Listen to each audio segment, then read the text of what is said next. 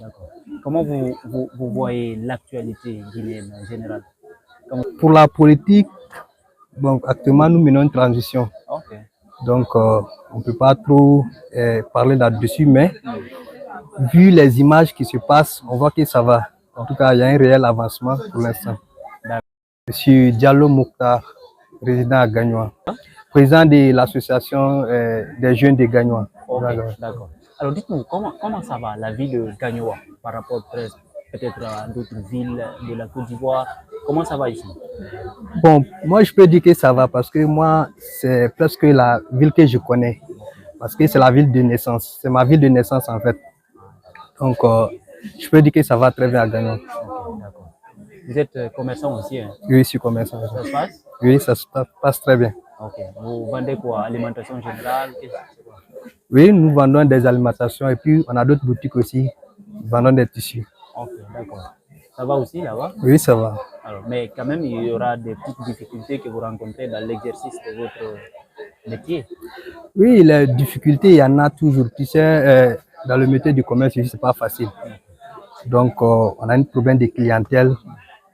Depuis la crise est passée, depuis 2010 maintenant, on a des problèmes de moyens aussi.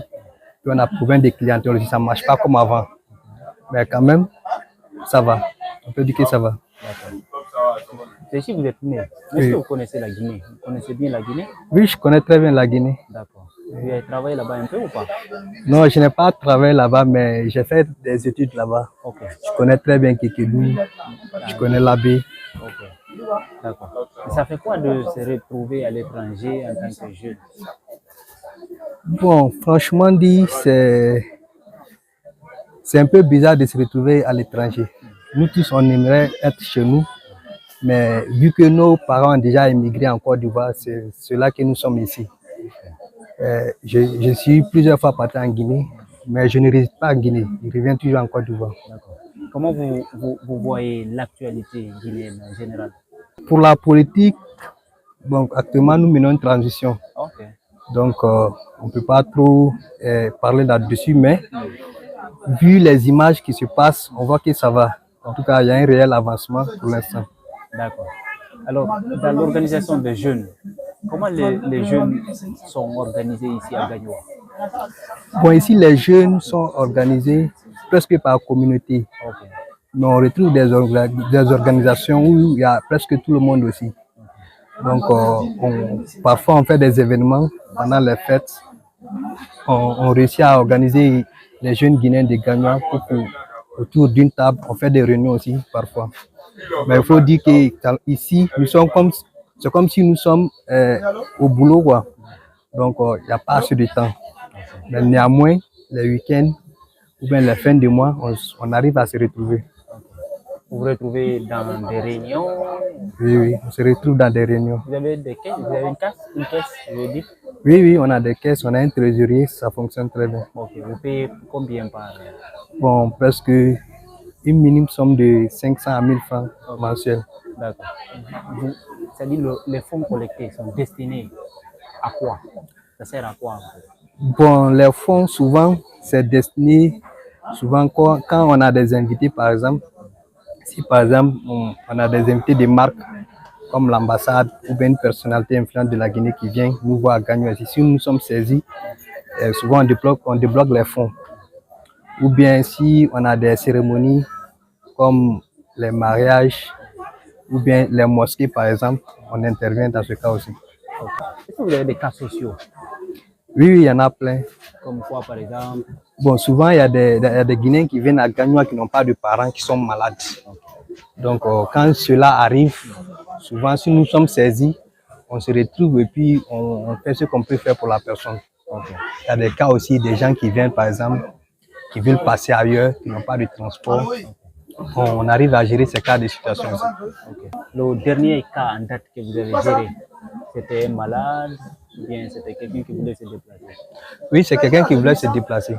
Pour partir en Guinée? Oui, il est quitté, selon lui, il est quitté vers le Ghana. Donc, il est venu à Gagnon ici, il n'avait plus de transport. Donc, on a essayé de voir quelque chose et puis il est passé vers moi.